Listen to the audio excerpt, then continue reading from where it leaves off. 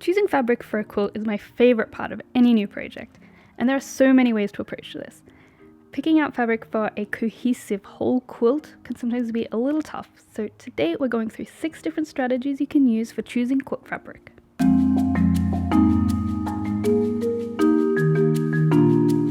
Hello and welcome back to another quilting video.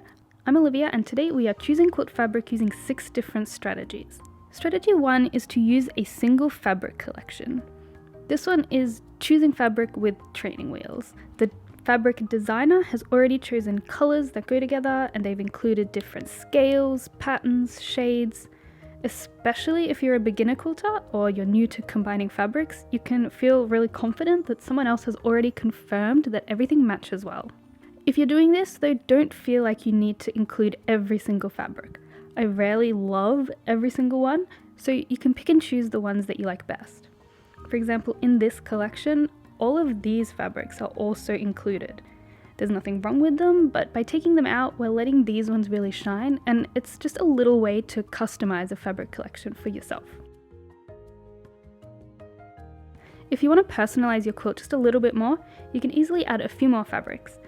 Today I'm going to add a solid color that I've taken from this fabric, and I'm going to add these 2 small scale patterns that repeat the same colors and feel of these ones. So this one repeats that floral element, and this one is a geometric, but it's a little more of an organic kind of geometric, so it plays well with this pattern here especially.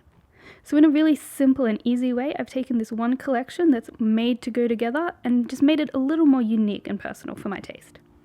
If you're more into solid plain fabrics, this can still kind of work. Take a look at these 3 piles of solids.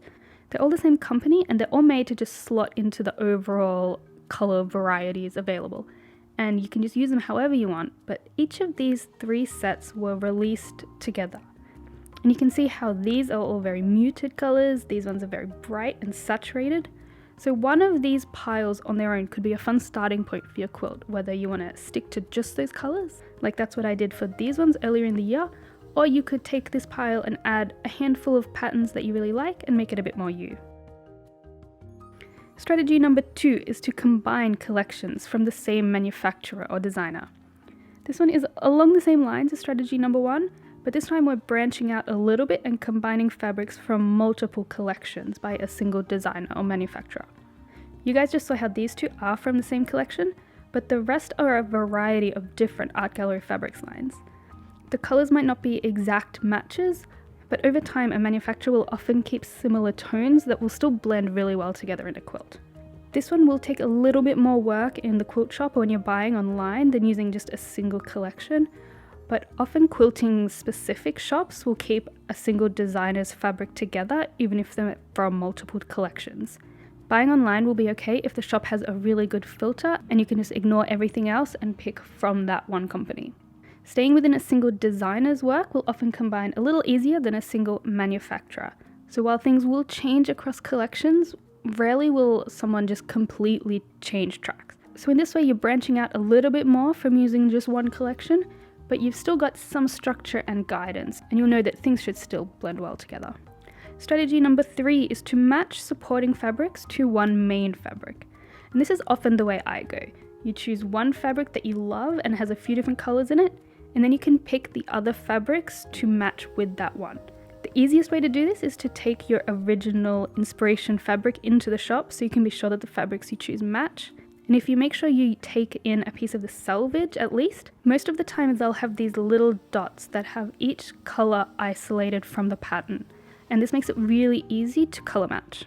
You don't have to stick to exact color matches obviously, but it's a really good starting point. I like to pick at least 2 shades of each color I include to add a little bit of interest and dimension to the final quilt, mixing some solids, some blenders, some small patterns, some large patterns, all taken from the colors of that main fabric are really going to help you end up with a nice cohesive quilt top.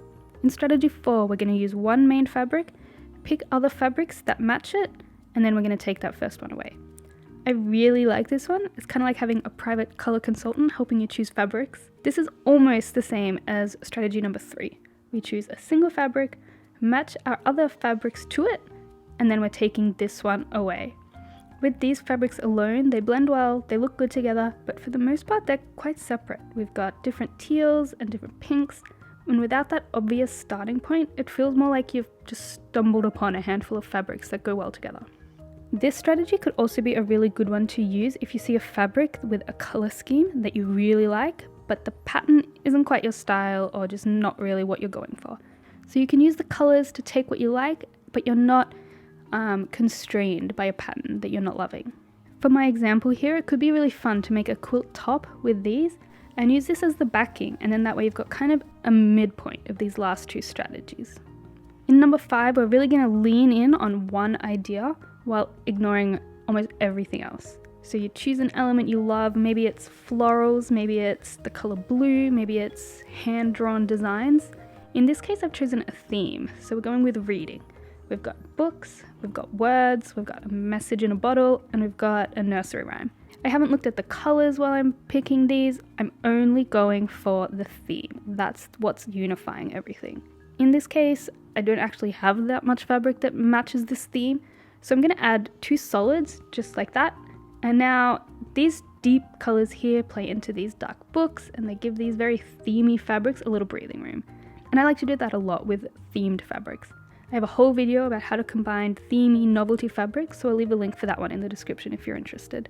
But this is another fun way to combine different manufacturers, different colors, different patterns, while still keeping something the same to just unify everything. Now our final strategy is to just combine all of the fabrics you love. I really think that the things you love will always look good to you, and that the things that you love will always look good mixed with other things you love. So don't worry about clashing colors or getting an even mix of colors or styles. You liking each and every fabric is going to be the unifying element of this quilt. In my example here, I've got this large floral that I love. I've got this space pattern that I think is really cute. There's a very simple pattern that lately I just want to include in everything. I've got this fun butterfly print, and I really like this yellow color right now. And then this print is one of my absolute favorite little blenders. There's really nothing to keep these fabrics grounded together except that I really like them all. If I were to make a quilt with this little bundle, I would probably add just a couple of extra blenders just to give these patterns a little bit of space, just like this. Now this is a really good strategy to use if you're someone who collects fabrics, maybe more than you use them. Sometimes you can kind of put a particular fabric kind of up on a pedestal and it becomes too precious, and then the fabrics you like less are the ones that end up in your quilts.